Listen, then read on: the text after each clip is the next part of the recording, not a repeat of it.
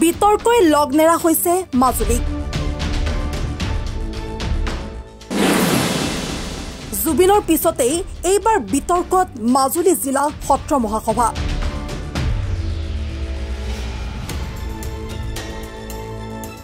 পঁচিছ এপ্ৰিলত মাজুলী জিলা সত্ৰ মহাসভাৰ আহ্বানত জিলা সমিতিৰ কাৰ্যালয়ত সভাপতি সত্যজিৎ মহন্তৰ সভাপতিত্বত অনুষ্ঠিত হৈছিল এখন প্ৰতিনিধিত্বমূলক সভা।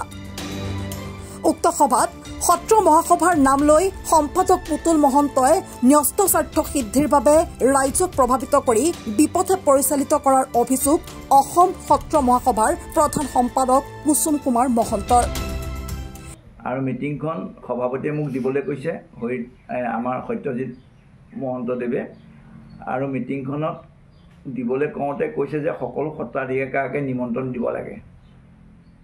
যিহেতু সকলো সত্ৰক নিমন্ত্ৰণ দিব লাগে, সেইমতে হৰিদেৱ গোস্বামীও এজন সত্ৰাধিকাৰ হিচাপে নিমন্ত্ৰণ পালে, মহেশ গোস্বামীও নিমন্ত্ৰণ পালে, সকলোৱে পাইছে।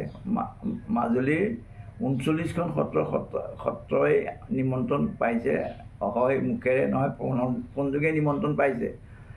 এনেকৈ আহিলে আৰু মিটিংখন সৌহাৰ্দ্যপূৰ্ণ আলোচনা হ'ল। জুবিন গাৰ্গৰ বিষয়ে যদিও প্ৰথমতে কঠোৰ অৱস্থা আছিলে, পিছলৈ অলপ শিথিল কৰিলে। গতিকে কৈছে যে যদি তেখেতে গীত পৰিৱেশন কৰে তেতিয়াহ'লে সুস্থ মনেৰে গীত পৰিৱেশন কৰিলে আমি ভাল পাম। এজন যিহেতু অসমৰ শিল্পী, এজন জনা শুনা মানুহ আৰু এজন পণ্ডিত সুলভ মানুহ, গতিকে এই মানুহজনক আমি সহজে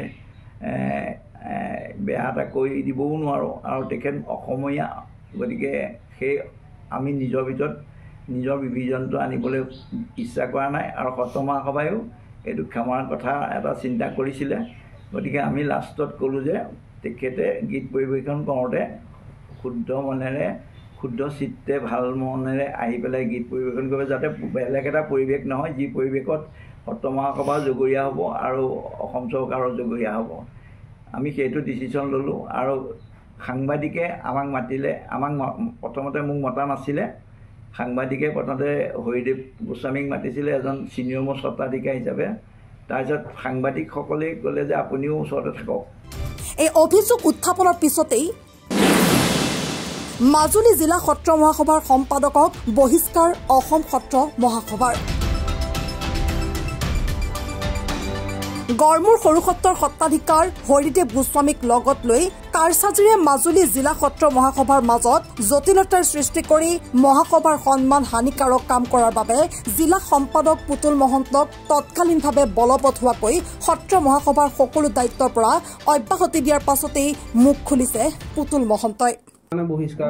কৈছে যে হৰিদেৱৰ লগত এজন বিতৰ্কিত মানুহৰ লগত কিয় কৰিলে, কিয় আপুনি এইটো মিডিয়াত উঠিলে। বিতৰ্কিত মানুহজন যদিও হয় তেওঁলোকৰ পিনৰ পৰাহে হয়, আমাৰ পিনৰ পৰা নহয়। কি কাৰণ আমি তেখেতক সত্ৰাধিকাৰ হিচাপে মাতিছিলোঁ।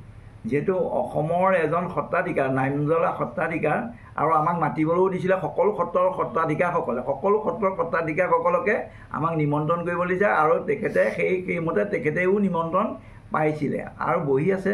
আমি তেখেতৰ লগত সত্ৰ মহাসভা থাকক নাথাকক আমি কোনো কথা পতা নাই। তেখেতক আমি সত্ৰ মহাসভালৈ টানি অনা নাই। তেখেতক আমি সত্ৰ মহাসভাৰ লগত জড়িত হ'বলৈও কোৱা নাই। আমাৰ মুঠতে তেখেত মোৰ লগত বহি থকাতে জগৰ যদি হয়, কিন্তু এইটো দুৰ্ভাগ্যজনক কথা। আৰু এইকাৰণে কৈফিয়ত এইটো প্ৰপাৰ কৈফিয়ত কুসুম মহন্তই ইয়াৰ দিব লাগিব। মোক এই পাব্লিক লাইফত, পাব্লিক নিউজত, আমাৰ এইটো মিডিয়াত মোক এনেকুৱা এটা কথা কোৱাত মই আশ্চৰ্য প্ৰকাশ কৰিব লাগিছিলে। জিলা সমিতিক হ'লে অকল সম্পাদকতে জিলা সমিতিৰ নীতি নিয়মবিলাকে ভাল ৰাখে বা নীতি নিয়মৰ কাম কৰে, কিন্তু সম্পাদকটো কিয় কৰিছে সেইটো কুসুম মহন্তৰ মোৰ ওপৰত আখেজৰ কাৰণে কৰিছে। কুসুম কুমাৰ মহন্তই এককভাৱে পুতুল মহন্তৰ ওপৰত ব্যৱস্থা গ্ৰহণৰ অভিযোগ।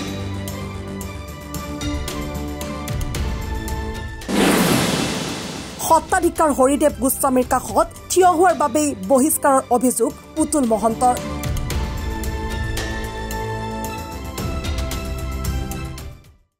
সাংবাদিকে আমাক মাতিলে, প্ৰথমতে মোক মতা নাছিলে। সাংবাদিকে প্ৰথমতে হৰিদেৱ গোস্বামীক মাতিছিলে এজন ছিনিয়ৰ মষ্ট সত্ৰাধিকাৰ হিচাপে। তাৰপিছত সাংবাদিকসকলে ক'লে যে আপুনিও ওচৰতে থাকক। মই ওচৰতে আছিলোঁ আৰু মই পিছত মই বেলেগকৈ বিবৃতি দিছোঁ আৰু এইটো কোনো অবৈধ কাম নহয়। মোৰ স্বজ্ঞানে মই ভাবিছোঁ যে এইটো অবৈধ কাম হোৱা নাই। এইটো জিলা সমিতিৰ এটা ডিচিশ্যন, মোৰ ডিচিশ্যন নহয়। মই জিলা সমিতিৰ অধীন, গতিকে মই এইটো কৰিবলগীয়া হৈছে। জিলা সমিতিও বিভিন্ন পাব্লিকেও হেঁচা পাই এই কামটো আমাক মিটিংখন বহুৱাবলৈ কৈছিলে, আমি সেইমতে মিটিংখন বহুৱাইছোঁ। ইয়াত মই নিজেই ভাবিছোঁ যে ইয়াত মোৰ কোনো দোষ নাই। সকলো অভিযোগ নস্যাৎ কৰি সম্পাদকগৰাকীয়ে তেওঁৰ বিৰুদ্ধে লোৱা সিদ্ধান্ত কেন্দ্ৰীয় কমিটিয়ে সভা অনুষ্ঠিত কৰি লোৱা সিদ্ধান্ত নহয় বুলি উল্লেখ কৰাৰ লগতে আইনৰ কাষ চপাৰ হুংকাৰ দিয়াৰ লগতে সত্ৰ মহাসভাখন বৈধ নহয় বুলি মন্তব্য কৰে পুতুল মহন্তই। যিহেতু 108 বছৰীয়া অনুষ্ঠানটো কোনোবা কেইজনমান মানুহৰ ভুলৰ জহত ভাগ হোৱাটো আমি বৰ দুৰ্ভাগ্যজনক। মই 85 চনতেই 87 চনতে সত্ৰ মহাসভা আৰম্ভ কৰিছোঁ অভিৱৰ্তন দি, কিন্তু কুচু মহন্ত 15 চনতহে আহিছে। গতিকে 2015 চনত অহা মানুহজনে মোৰ সমতুল্য কেতিয়াও হ'ব নোৱাৰে। কিন্তু তেওঁ এটা পদবী পাই আছে, তেওঁ এই পদবীটো অপব্যৱহাৰ কৰিছে। গতিকে আমি বৰ দুখিত আৰু ইয়াৰ কাৰণে তেখেতে সকলো ব্যৱস্থাৰে তেখেত সন্মুখীন হ'ব লাগিব। যদিহে হয় আইনগতভাৱেও তেখেতে ইয়াৰ ব্যৱস্থাটোত সন্মুখীন হ'ব লাগিব। আৰু মই ভাবিছোঁ মোৰ সততা আছে, মই শুদ্ধ কাম কৰিছোঁ, মোৰ কোনো ভুল নাই আৰু মোক কেতিয়াও অসম সত্ৰ মহাসভাই মোক বহিষ্কাৰ কৰিব নোৱাৰে আৰু অসম সত্ৰ মহাসভাই মোৰ ওপৰত একশ্যন ল'ব নোৱাৰে। যদিহে হয় 2/3 মেজৰিটি সত্ৰ মহাসভাৰ মিটিং বহি মোক যদি এটা ডিচিশ্যন লয় তাৰ মই উত্তৰ দিবলৈ সাজু হৈ আছোঁ। অন্যহাতে অসম সত্ৰ মহাসভাৰ সেতু বন্ধ কাৰ্যসূচী বিভিন্ন অজুহাতত পিছুৱাই দিয়া, কাৰচাজি কৰি স্থান সলাবলৈ বিচৰা, সতী ৰাধিকা মহিলা তীৰ্থৰ অভ্যৰ্থনা সমিতিৰ নিজেই সভাপতি হৈ পিছুৱাই থকা আদি বিভিন্ন অভিযোগৰ দ্বাৰা অভিযুক্ত পুতুল মহন্তই কেন্দ্ৰীয় সভাৰ দ্বাৰা প্ৰেৰিত কোনো কাৰ্য বা নিৰ্দেশ মানি নচলাৰ অভিযোগ অসম সত্ৰ মহাসভাৰ। আৰু এইটো কোনো অবৈধ কাম নহয়। মোৰ স্বজ্ঞানে মই ভাবিছোঁ যে এইটো অবৈধ কাম হোৱা নাই। এইটো জিলা সমিতিৰ এটা ডিচিশ্যন, মোৰ ডিচিশ্যন নহয়। মই জিলা সমিতিৰ অধীন, গতিকে মই এইটো কৰিবলগীয়া হৈছে। জিলা সমিতিও বিভিন্ন পাব্লিকেও হেঁচা পাই এই কামটো আমাক মিটিংখন বহুৱাবলৈ কৈছিলে, আমি সেইমতে মিটিংখন বহুৱাইছোঁ। ইয়াত মই নিজেই ভাবিছোঁ যে ইয়াত মোৰ কোনো দোষ নাই। কিন্তু এনেকুৱা এটা পক্ষপাতিত্বমূলক বা এইটো এটা বিবৃতি দিয়াটো এইটো কিন্তু গ্ৰহণযোগ্য নহয়। তেখেতসকলৰ বহুত ভুল নথকা নহয়। যি ভুলৰ কাৰণে অসম সত্ৰ মহাসভা দুভাগ হ'ল, সেই ভুলটো তেখেতসকলে অনুতপ্ত কৰিছে নাই। গতিকে যিহেতু প্ৰতিনিধি সভাত কোনো চিলেকশ্যন নহ'ল, প্ৰতিনিধি সভাত কোনো চিলেকশ্যন হোৱা নাই, মাত্ৰ তেওঁলোকে প্ৰস্তাৱ যোগে নিজকে এক্সটেনশ্যন দি ৰাখিছে, যিটো প্ৰতিবাদ হ'ল। আৰু এই প্ৰতিবাদৰ কাৰণে এইটো এতিয়াও আমি অসম সত্ৰ মহাসভাক এতিয়াও অবৈধ আমি বুলি ভাবি আছোঁ।